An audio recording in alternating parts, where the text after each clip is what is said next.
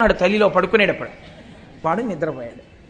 నిద్రపోయిన తర్వాత తల్లి ఏం చేసిందంటే వాడి బుగ్గ మీద ముద్దు పెట్టుకుని కన్నుల నీరు పెట్టుకుని తల్లి అంది, నాన్న నువ్వు ఆడుకోకూడదని కాదురా, నువ్వు రాత్రి 11 దాటినా ఆడితే నీకు పడదు, నీకు వేడి చేసేసి తెల్లవారేసరికి నీకు దగ్గు మొదలైపోతుంది, గొర్రె దగ్గు అంటారు, గొర్రె దగ్గు వచ్చేస్తుంది నాన్న, అందుకు నిన్ను పడుకోబెట్టానురా, అంతేకాని నీ మీద నాకేమన్నా కోపమా అంటుంది. ఇప్పుడు పిల్లవాడి దృష్టిలో అమ్మ రాక్షసి, కానీ అమ్మ దృష్టిలో పిల్లవాడిని ఎందుకు కొట్టి పడుకోబెట్టింది? పిల్లవాడి రక్షణ కోసమేనా? ఏడిపించి పడుకోబెట్టడంలో అమ్మ చేతికి క్రౌర్యాన్ని మీరు అంటగట్టగలరా? మీరు ఇక్కడ అంటగట్టలేకపోతే అక్కడ అంటగట్టలేరు. అదేమిటండి మీరు అలా మాట్లాడతారు?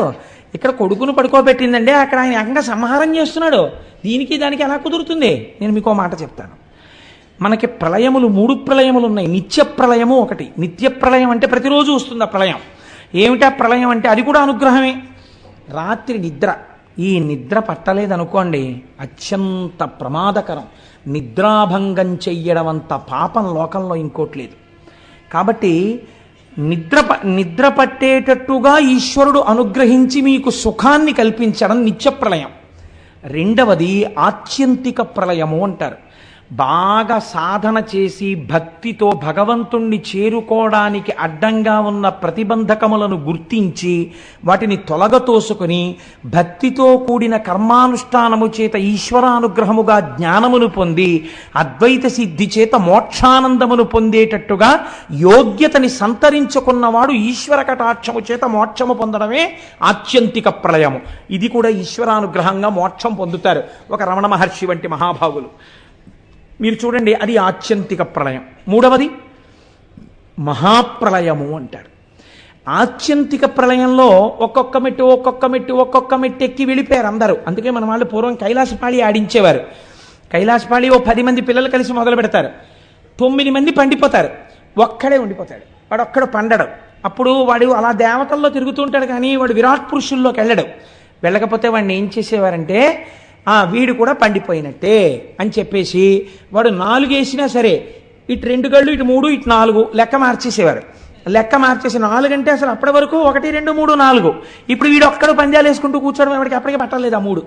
అప్పుడు ఏం చేస్తారంటే 1 2 3 4 ఆఖరిని ఇలా నప్పేచ్చు, పర్వాలేదు నువ్వు పండిపోయావు అంటే ఆ పిల్లాడు సంతోషంగా చేతులు కొట్టుకుంటూ వెళ్ళిపోతాడు. అలా ఈశ్వరుణ్ణి తమంత తాము పొందలేని వాళ్ళని ఈశ్వరుడే పొందుతాడు. అప్పుడు కూడా వాళ్ళు ఏమంటారంటే ఇలా ఉండిపోతాం అని ఏడుస్తూ ఉంటారు జీవబుద్ధితోటి. తప్పు నాన్న, అందరూ పొందేశారు, మీరు ఉండిపోయారు, మిమ్మల్ని నేనే పొందేస్తానని మైనపు ముద్ద నల్లపూసల్లో తిరిగి తనే పుచ్చేసుకున్నట్టు జీవుల్ని తానే పొందేస్తాడు. వాళ్ళు ఏడుస్తున్నా వాళ్ళకి సిద్ధిని ఇచ్చేస్తాడు. ఇప్పుడు ఆ మహాప్రళయాన్ని జీవులు ఏడుస్తున్నా వాళ్ళు రోధిస్తున్నా తాను పొందడం రక్షణ హేతు అంటారా, తామసంతో కూడుకున్నటువంటి సంహార ప్రక్రియ అని మీరు పిలుస్తారా? ఇప్పుడు అలా చేసినటువంటి రుద్రుడి చేతి ధనస్సు సాత్వికమైనది, లోకరక్షణ హేతు అని నేను అంటాను, కాదని మీరు అనగలరా? కనుక ఇప్పుడు అది ఏమైంది? లోకములను ఏడిపించేటటువంటి వాడంటే వీడి మూర్ఖత్వం చేత ఇంకా ఇలా ఉంటానంటున్నాడు. యుగమైపోయింది, నీకు ఇంత సమయం ఇచ్చినా పొందలేకపోయావు, నేనే నిన్ను పొందేస్తానని పొందేశాడు పరమాత్మ. అది కూడా ఆయన యొక్క అనుగ్రహము. కాబట్టి ఇప్పుడు ఏమైంది?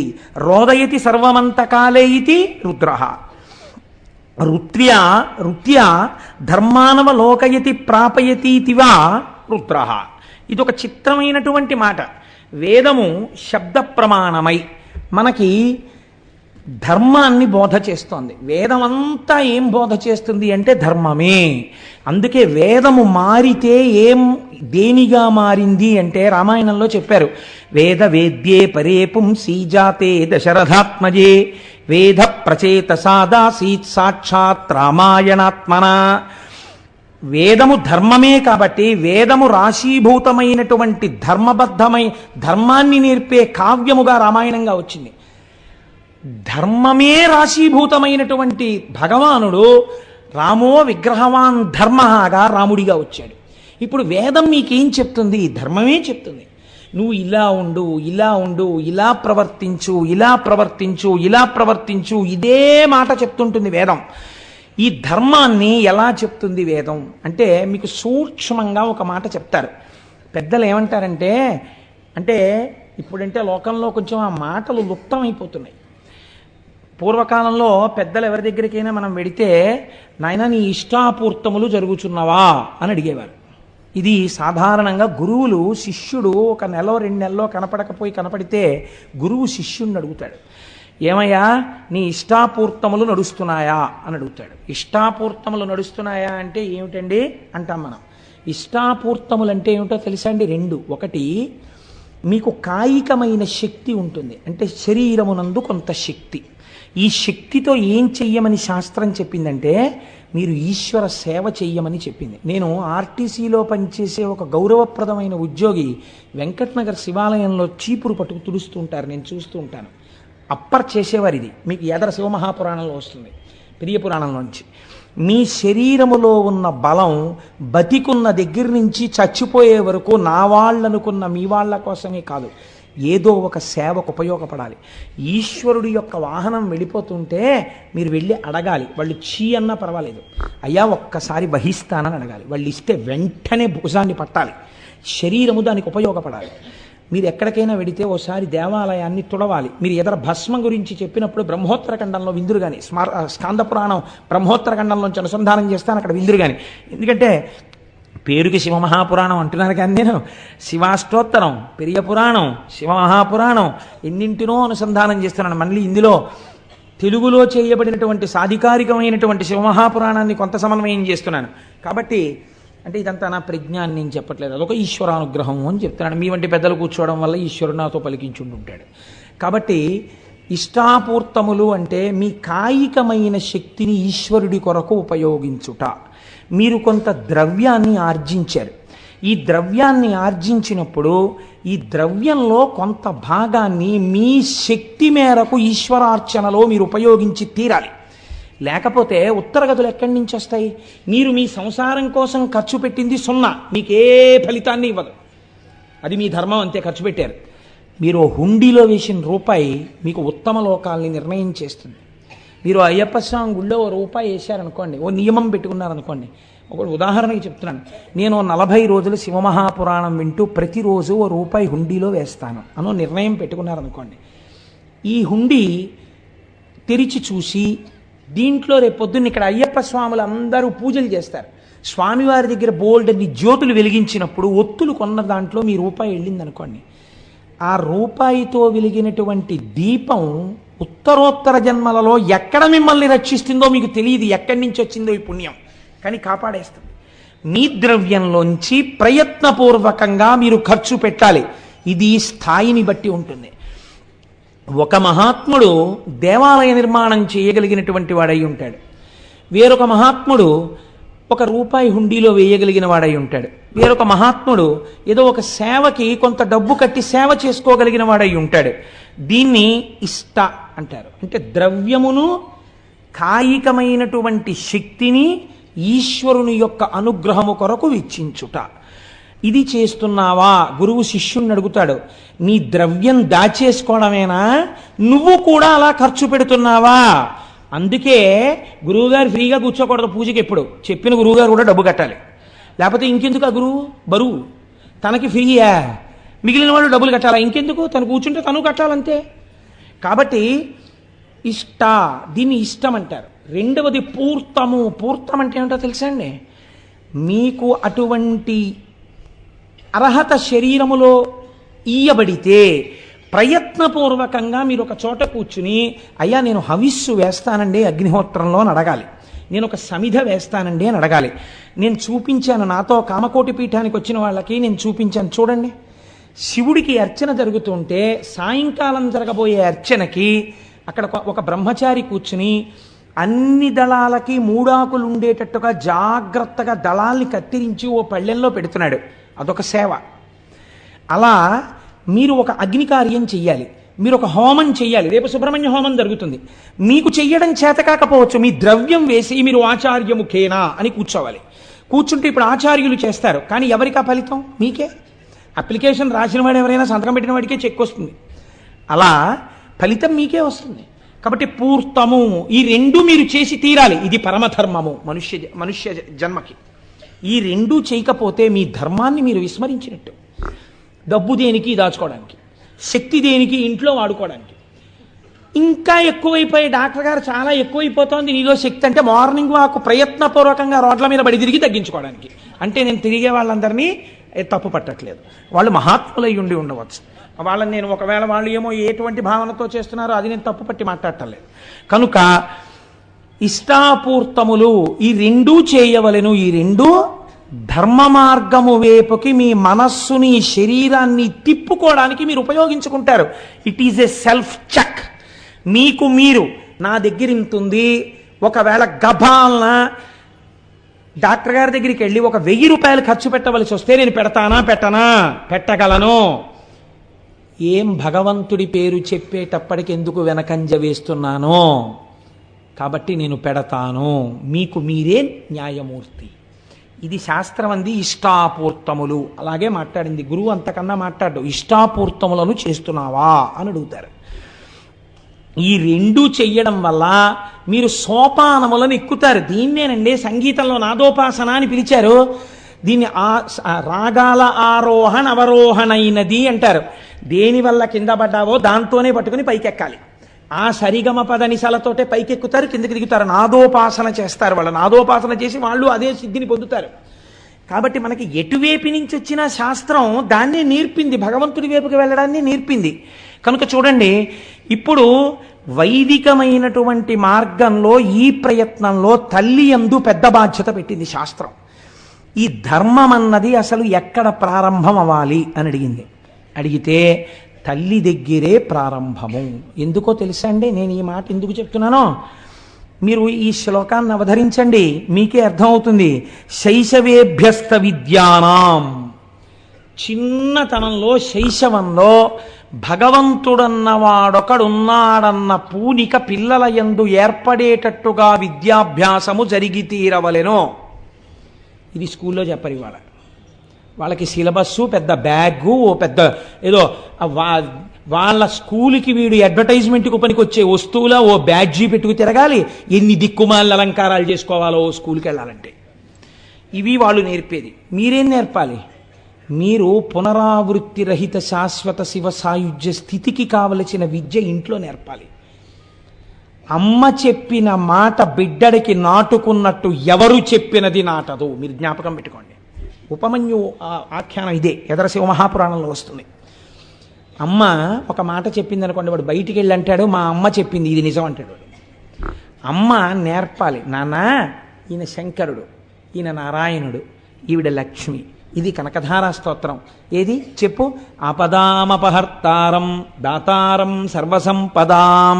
చిన్నతనంలో 4 శ్లోకాలు నేర్పాలి. భగవద్భక్తి అలవాటు చెయ్యాలి. వాడికో పంచె కట్టుకోవడం నేర్పాలి. వాడికి దేవుడి దగ్గరికి వెళ్ళి నమస్కారం పెట్టడం నేర్పాలి. చిన్నతనంలో పూర్వం నాయనమ్మలు అమ్మమ్మలు పిల్లల్ని దగ్గర కూర్చోబెట్టుకుని జోడు పెట్టని గోవింద అని ఇలా పెట్టడం నేర్పేవారు. ఎవరైనా ఇంటికి వస్తే చూడండి మా మనవాడు ఎంత బాగా జోది పెడతాడో అని చెప్పి గోవిందా గోవింద అంటే వాడు ఇలా అంటుండేవాడు. ఇలా వాడికి తెలియకుండా అన్నది వాడి యొక్క బుద్ధి మార్చి వాడిని సక్రమ మార్గంలో తిప్పేది. మనం ఇవాళ టీవీ సీరియల్ వాడికి కూర్చోబెడతాం. ఏమిటి వస్తుంది వాడికి? బుద్ధి రమ్మంటే. కాబట్టి ధర్మమునకు ప్రాతిపదిక ఎక్కడ పడుతోంది? శైశవేభ్యస్తు విద్యానాం యవ్వనే విషయైషిణాం. నువ్వు ఎంత జాగ్రత్త పరుడవైనా ఇంద్రియములు బలిష్టములు. కాబట్టి బలిష్టమైన ఇంద్రియములు కోరుకునేటటువంటి సుఖములేవి ఉన్నాయో వాటిని పరమ ధర్మబద్ధంగా అనుభవింపచేసి ఆ సుఖములు కాదన్న వైరాగ్య బుద్ధిని సంతరించుకోవడానికి ధర్మపత్నిని స్వీకరించి కామమును ధర్మబద్ధమైన కామము చేత ధర్మబద్ధమైన అర్థముగా సంతానమును పొందు. కాబట్టి విషయ సుఖములను కూడా ఈశ్వరుడి వైపుకి తిప్పింది శాస్త్రం. కాబట్టి ఇప్పుడు ఏం చెయ్యాలి? యవ్వనే విషయేషిణాం. యవ్వనమునందు విషయముల చేత విషయములనబడేటటువంటి విషము కలిగిన పాముల చేత కాటువేయబడకుండా ఆ సుఖములను ధర్మపత్ని యందు పొంది అర్థమును పొందు. వార్ధకే మునివృత్తీనాం.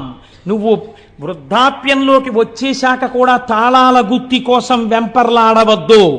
ఇంటికి ఎవరొచ్చారు, ఎవరెళ్ళారు, ఎక్కడ తిరుగుదాం, ఏం చేద్దాం, ఎక్కడికి పరిగెడదాం, ఈ బుద్ధి మాను. వార్ధక్యం వచ్చాక నీకున్నది ఒక్కటే ఒక్క ధర్మం.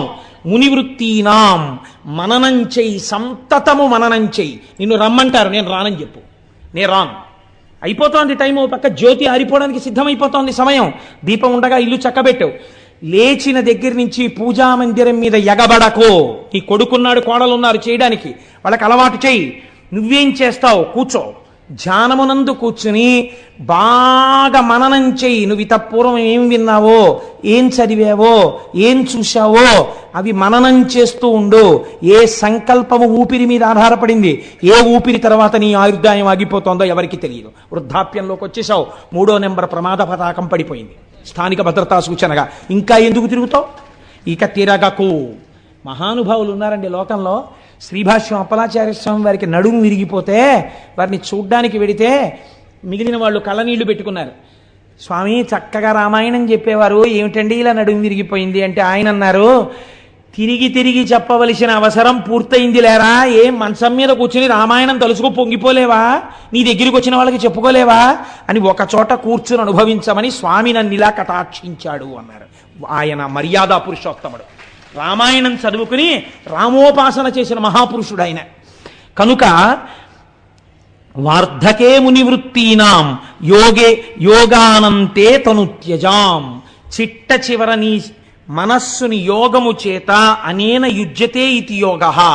అన్నిటికీ సాక్షిగా ఉంటూ కొడుకొచ్చేదో చెప్తాడు, ఆహా అలాగేనా నవ్వు. కోడలొచ్చేదో చెప్తుంది, ఓ నవ్వు నవ్వు. తామరాకు మీద నీటి బొట్టు. నువ్వు అలా హాయిగా ఉండగా శరీరము నుంచి ప్రాణోత్క్రమణం జరుగుతోంది. ఏమీ హడావిడక్కర్లేదు. అవుతుందని చెప్పారు పెద్దలు, ఎన్ని మాటలు వినలేరు, ఎంతమంది వెళ్ళిపోలేదు. నా అదృష్టం. నేను ఇప్పుడు చూడబోతున్నాను. ఎవరిని చూడబోతున్నాను? మహాపురుషులైన వారందరూ శరీరాలు విడిచిపెట్టిన చోటు ఎక్కడుందో అక్కడికి వెళ్ళి నేను వారి దర్శనానికి వెళ్ళిపోతున్నాను. నేను ఏ పరమాత్మ పాదాలు పట్టుకున్నానో వాడిలోకి వెళ్ళిపోతున్నాను. కాబట్టి పడిపోతున్న శరీరాన్ని సాక్షిగా చూస్తూ నువ్వు ఆరాధించిన వాడిలో కలిసిపో. కాబట్టి ఏమైంది? యోగేనాంతే తను త్యజాం. శరీరమును వదిలిపెట్టు. ఎంత పెద్ద మాట అన్నారో చూడండి. చచ్చిపోతున్నానని ఏడవకు.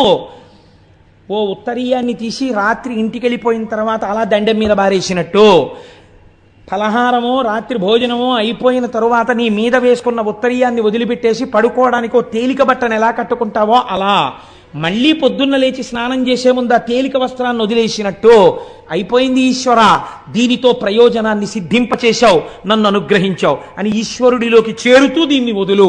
దీనికి ధర్మం పట్టుకో. ధర్మం తప్ప వేరొక మార్గం లేదు. ఇదే శాబ్దిక ప్రమాణమైన వేదము. ఈ వేదమును ఎవరు ఇచ్చాడో వాడు రుద్రుడు. ఆ రుద్రుడు ఏమి చేస్తూ ఉంటాడు మన చేత అంటే, ఈ శాబ్దిక ప్రమాణమైనటువంటి వేదము చేత ప్రతిపాదింపబడినటువంటి ధర్మము మనకి బాగా అర్థమయ్యేటట్టుగా ఆ శివుడే ఒక గురు రూపంలో వచ్చి చెప్పి మన మనస్సులను మార్చి పరమాత్మ వైపుకి అడుగులు వేసేటట్టు బుద్ధిని చక్కదిద్దినాడు. కాబట్టి ఇప్పుడు ఎవడు రుద్రుడు? వాడే వీడు. వాడు రుద్రుడై ఉన్నాడు. కాబట్టి ఇప్పుడు వేద ప్రమాణము వైపు నడిపించాడు. మీరు రామాయణంలో ఒక చిత్రమైన సంఘటన ఉంది. తల్లి కౌసల్యామాతకెళ్ళి రామచంద్రమూర్తి నమస్కరించారు అరణ్యవాసానికి వెళ్ళిపోతూ. అమ్మా నేను బయలుదేరుతున్నానమ్మా అన్నారు. తల్లి ఏమనాలి? నాన్న లౌకికంగా పెట్టింది అనుకోండి రక్ష ఆవిడంది, లక్ష్మణుడు వచ్చి తిరగబడవాయా దశరథ మహారాజు మీద చంపేస్తానంటే నువ్వు ఒప్పుకోలేదు, ధర్మం పట్టుకున్నావు. నాకు తెలిసి రామా, ఇది ఒక తల్లి నేర్పవలసిన మాట. ఒక తల్లి కొడుకు గురించి ఈ మాట అన్ననాడు పొంగిపోయిన మాట. ఒక తల్లి ఏ లోకంలో ఉన్నా ఎప్పుడు సంతోషిస్తుందో తెలుసా అండి? ఏ తల్లి కన్న బిడ్డడవో నయ్యా, నిజంగా ఇంత గొప్పగా ప్రవర్తిస్తున్నావు, ఎంతమందిని సంతోషపెడుతున్నావయ్యా అన్ననాడు ఆ తల్లి సంతోషిస్తుంది. ఏ లోకంలో ఉన్నా మృత్యుబాధను అనుభవించి నేను వీడిని ప్రసవించినందుకు వీడు నా పేరు నిలబెట్టాడని నా కన్న కడుపు సార్థకమైందంటుంది. కౌసల్యా లోకభర్తారం శుశుభేయం మనస్వినీతం మమార్థం సుఖం పృచ్ఛా శిరసా చాభివాదయా అంది సీతమ్మ తల్లి సుందరకాండలో. అందరూ తల్లులు బిడ్డల్ని కన్నారు వాళ్ళ కోసం. మా అత్త కౌసల్య అలా కన్లా లోక కళ్యాణాన్ని తీసుకురాగలిగిన రామచంద్రమూర్తిని కంది. అటువంటి బిడ్డని కన్నా మా అత్త కడుపుకి నమస్కారం అని చెప్పింది. అందుకని తల్లికి తెలుసు రామచంద్రమూర్తి ఎంత ధర్మం పట్టుకుంటాడో.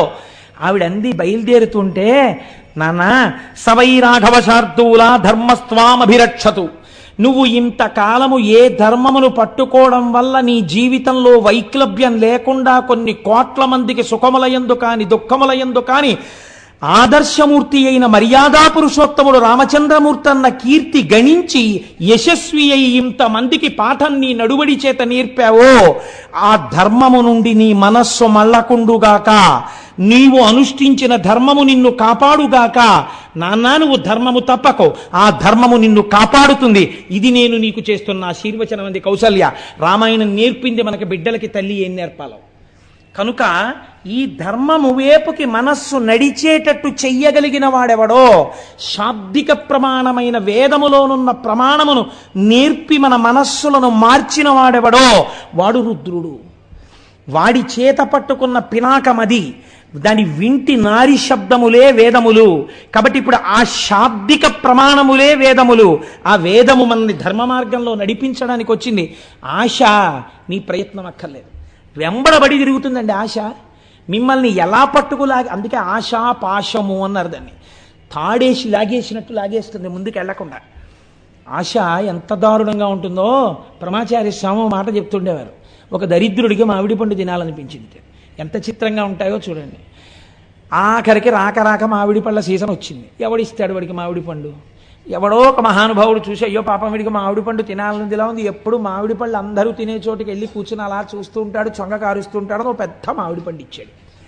ఇప్పుడు ఆయన ఆ మామిడి పండుని చేతితో పట్టుకుని పెద్ద ఆలోచన చేశాడు. అంటే మనుష్యులకి సహజంగా ఎలా ఉంటుందో చూడండి ప్రకృతి. నాకు దొరక్క దొరికింది మామిడి పండు. ఇంటి దగ్గర భార్య ఉంది, 2 బిడ్డలు ఉన్నారు. భార్యకి 2 బిడ్డలకి నాకు నలుగురికి కలిపి ఒక్క మామిడి పండు తినడానికి సరిపోదు. పోన్లే పంచుకు తిందామంటే ఇంతంత ముక్కలు వస్తాయి. ఇలా అబ్బాయి ఎంతో బాగుందో అనేటప్పటికి అయిపోయింది. కాబట్టి ఈ సంవత్సరానికి నేను ఒక్కడినే తింటాను. వచ్చే సంవత్సరానికి ఎలాగో అలా కష్టపడి భార్యా బిడ్డలకు కూడా మామిడి పళ్ళు ఏర్పాటు చేస్తాను. చూడండి ఎంత చిత్రంగా ఉంటుందో. తను తినాలన్న దగ్గర భార్యా బిడ్డల్ని కూడా పక్కన పెట్టగలిగాడు. ఇప్పుడు తినచ్చు కదా పోనీ ఒక్కడు. ఇన్నాళ్ళు వీడు పాపం ఎప్పుడు పాపం ఏం తింటాడండి, పిచ్చాడు, దరిద్రుడు అనేవారు నన్ను. 10 మంది చూస్తూ ఉండగా నేను ఈ మామిడి పండు తినాలి. అయితే అందరూ నన్ను చూసి, అబ్బో ఆయన మామిడి పండు తింటున్నాడండి, ఎంత మంచి మామిడి పండు, ఎక్కడ కొన్నాడో పరకంటే ఈయనకి ఏదో ఐశ్వర్యం వచ్చింది అనుకోవాలి. కాబట్టి నేను ఇప్పుడు ఈ మామిడి పండుని అందరూ చూస్తూ ఉండగా తింటాను అని ఒక అరుగెక్కి కూర్చుని బాగా జనం వచ్చే వరకు చూశాడు. అందరూ వచ్చే వరకు మామిడి పండు ఇలా తిప్పాడు. నిజంగానే ఆశ్చర్యం వేసింది అందరికీ, ఏమిటి ఇంత మామిడి పండు ఉంది వీడి చేతిలో అని. ఇప్పుడు అందరూ చూస్తుండగా తిందామని ఆ మామిడి పండుని ఇలా కొరికి అన్నాడు. అది చేతిలోంచి జారి కిందనున్న బురదలో పడింది. ఎంత అక్కడున్నాడో అంత కిందకి వెళ్ళాడు. ఇప్పుడు ఆ మామిడి పండుని వదలలేడు. తీసి కడిగైనా తినేద్దామని ఉంది. తీసి కడిగితే వీళ్ళందరూ ఏమనుకుంటారో. ఇప్పుడు ఎవరు చూడాలనుకున్నవాడో వాళ్ళే ప్రతిబంధకం అయ్యారు. తీసి కడగడమా, ఇలా ఊరుకోవడమా? గట్టిగా చెంచాడు రసం తాగలేదే, పండు పడిపోయింది కింద, ఏం చేయడం అని ఆలోచిస్తున్నాడు. పంది వచ్చి ఎత్తుకుపోయింది. అయిపోయింది మామిడి పండు. ఆ వచ్చే సంవత్సరానికి మళ్ళీ దొరికితేను. ఇంత ఆశాపాశములు, ఇది ఒక దృష్టాంతం. ఇలాంటి ఆశాపాశాల్లో మనం ఎన్నింటితో తిరుగుతున్నాం మీరు చూడండి. సాధారణంగా ఒక మాట వినపడుతుంటుంది మనకి ఇళ్లల్లో.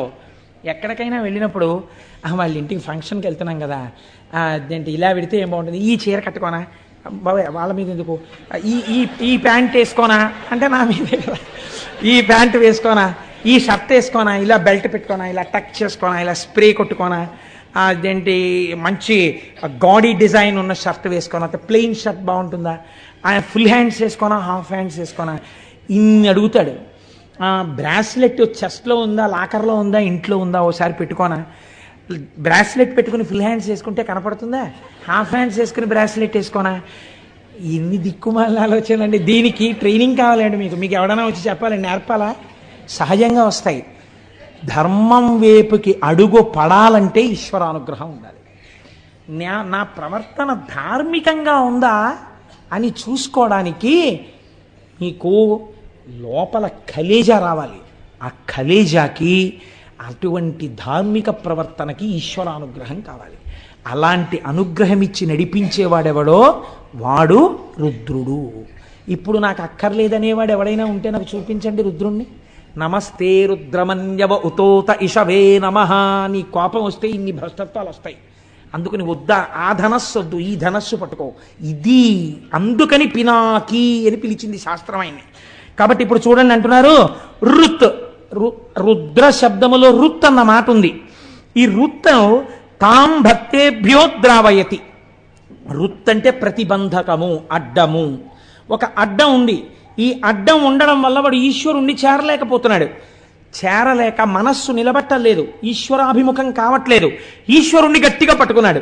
రోషీరోయదు కామినీ జనుల తారుణ్యోరు సౌఖ్యంబులన్ బాసీబాయద పుత్రమిత్రధన సంపద్భ్రాంతి వాంఛాలతల్ కోశీకోయదు నమనంబకట నీకున్ ప్రీతిగా సత్క్రియలు చేసి చేయదు దీని తుళ్ళన చవే శ్రీకాళహస్తీశ్వర అన్నాడు దుర్జటి. ఉన్నదున్నట్టు చెప్పుకున్నాడు. కాబట్టే మహాపురుషుడయ్యాడు. కాబట్టి చూడండి, ఎవరు భగవంతుణ్ణి నిజంగా కోరుకుని ఈశ్వరా నేను ఈ కోరికల వల్ల ఈ కారణాల వల్ల నిన్ను పొందలేకపోతున్నాను, వీటి మీద నా మనస్సు మరల్చు అని వెళ్ళి నిజాయితీతో చెప్పుకున్నాడో ఈశ్వరుడికి, ఆ నిజాయితీకి పొంగిపోయి తీసేస్తాడంతే ఆ ప్రతిబంధకాన్ని. అమ్మా నాకు చదవాలనే ఉందమ్మా, కానీ రాత్రి 10 అయ్యేటప్పటికీ నాకు నిద్ర వచ్చేస్తోందమ్మా, కాసేపు అమ్మా నువ్వు కూడా నా పక్కన కూర్చుని నాకు 10 అయ్యేటప్పటికి నిద్ర వచ్చేసేయకుండా నాకు ఇలా కళ్ళు పడిపోతుంటే ఒక్కసారి నన్ను కొట్టి నాకు ఒక్క 20 నిమిషాలు ఏమైనా మంచి మాటలు చెప్పావా, నేను మళ్ళీ 11 వరకు 11:30 వరకు చదువుకోగలను. అమ్మ నాతో పాటు కూర్చోవా అంది పిల్ల. కూర్చోవలసిన అవసరం తల్లికి ఏమిటి? 9ంటికి హాయిగా పడుకోగలదు తల్లి. అలాగే నాన్న కూర్చుంటానంది. ఎవరి కోసం కూర్చుంది? 10 వరకు పనున్నా లేకపోయినా రేపు చెయ్యబోయే కూరకి ఇవ్వాలే కూర తరుక్కుని ఏదో పని చేసుకుంటూ కూర్చుంది. 10 అయింది. పిల్ల చదువుకుంటున్న గదిలోకి వచ్చింది. ఇలా కునికుపాట్లు పడుతోంది. లేపి ఓ గుక్కెడు టీయో కాఫీయో పాలో ఇచ్చి, కాసేపు నాన్న మీ నాన్నగారు ఎంత సంతోషపడిపోతారో, నీకు మంచి ర్యాంక్ వస్తే నాన్నగారు ఏమన్నారో తెలుసా, తల్లిగాడు తెల్లగా ఉంటాడు, వాడికి నేను 2 జతల గాజులు చేయిస్తాను, నా తల్లి 2 జతల గాజులు వేయించుకుంటే దాని రంగు మీద గాజులు అందమే కనపడదు, నా తల్లి బంగారం కన్నా గొప్పది అని మీ నాన్నగారు మురిసిపోతారు. మీ నాన్నగారు నీ చేతులకి 2 జతల గాజులు తెచ్చినప్పుడు ఎంత పొంగిపోవాలి. మరి నువ్వు కష్టపడి చదవద్దు, చదవాలి కదా నాన్న, నువ్వు 11:30 వరకు చదవ. అమ్మా ఇంకా నువ్వు 20 నిమిషాలు కూడా అక్కర్లేదు, ఇంకో 15 నిమిషాలు వేస్ట్, నువ్వు పడుకో నేను చదువుకుంటానని చదివేసుకోండి. అమ్మ ఏం చేసింది? ఏది లక్ష్యమును చేరడానికి ప్రతిబంధకమో దాన్ని తీసేసింది. మీకు ఈశ్వరుణ్ణి చేరడానికి ఏది ప్రతిబంధకమో, నమస్తే రుద్రమన్యవ ఉతోత ఇషవే నమః అని అభిషేకం చేస్తే, పారాయణ చేస్తే రుద్రాన్ని, శివాష్టోత్తరం చదివితే ఆయన ప్రతిబంధకాన్ని తీసేస్తాడు. ఇది రుద్ర, ఇది రక్షణ కలిగినటువంటి. అందుకని నమస్తే రుద్రమన్యమన్యవ అంటూ వెళ్ళి ఆ చేతిలో ధనస్సును రుద్రశబ్దంతో కలపడం వెనకాల కారణం అది. ఇప్పుడు రోదయతి శత్రువున్ రుద్ర, ఇప్పటి వరకు మిమ్మల్ని ఏడిపించిన వారు లేదా లోకమునకు శత్రువులైన వాళ్ళు, అంటే ఈశ్వరుడు ప్రతిపాదించినటువంటి ధర్మమునకు విరుద్ధమైన మార్గములో ప్రవర్తించనమునందు మమేకమైన వారు, అటువంటి వారిని ఏడిపించేవాడు. అంటే మాకు ఒంట్లో బలం ఉంది కదా అని తిరిగారు రాక్షసులు, అంటే ఈశ్వర మార్గమును విస్మరించిన వారు, వాళ్ళని మట్టు పెట్టగలిగిన వాడు, వాళ్ళని ఏడిపించగలిగిన వాడు. రుదం రోదనం ద్రావయతీతివా రుద్ర. మీకు అపారమైనటువంటి దుఃఖం ఉంది ఒక కారణం చేత, అది ఏదైనా కారణం కావచ్చు. ఇప్పుడు మీరు ఒక్కటి మాత్రం వేదాంతంలో జ్ఞాపకం పెట్టుకోండి, చేసిన పాపమునకు ఏడవవలసినదే ఎవడైనా. అది ఆ ఏడుపు ఎలా ఉంటుంది అంటే, మీకు బాగా ఏ వస్తువు ప్రీతిపాత్రమైతే ఆ వస్తువు జోలికి విడితే బాగా ఏడవగలరు. అంటే పెద్ద పాపం ఉందనుకోండి, చాలా కాలం ఏడిపించాలంటే ఆ వస్తువు జోలికి వెళ్ళాలి కదండి. ఈశ్వరానుగ్రహం బాగా ఉందనుకోండి, శాశ్వతంగా దూరం చేయకుండా మీ కళ్ళ ముందే ఉంచి మీకు లేనిది చెయ్యొచ్చు ఒక్కొక్కసారి. ఇలా కూడా జరుగుతుంటుంది లోకంలో చిత్రం. ఎలా చెప్పండి? తన కొడుకే ఫోన్ చేశాడు, ఏం నాన్న బాగున్నావా అన్నాడు. నాన్నగారండి ఏం చేస్తున్నారండి అన్నాడు కొడుకో. ఏం చేస్తున్నానా, భోజనం చేస్తున్నాను రా అన్నాడు. నాన్నగారండి ఏం వండింది అమ్మ ఇవాళ అన్నాడు. అమ్మ వంకాయ అల్లం కారం పెట్టి వండిందిరా, ఎంత బాగుందో అన్నాడు. నాన్నగారండి మాకు ఇక్కడ పెడతారండి హాస్టల్లో గడ్డి, మీరు అక్కడ చెప్తుంటే నా నోరు ఊరిపోతుంది నాన్నగారండి అన్నాడు. ఇక్కడ కొడుకు తండ్రి యొక్క కన్నుల వెంట నీళ్లు కారి ఇంకా వెయ్యకే ఆ కూర అన్నాడు. ఎందుకన్నాడు?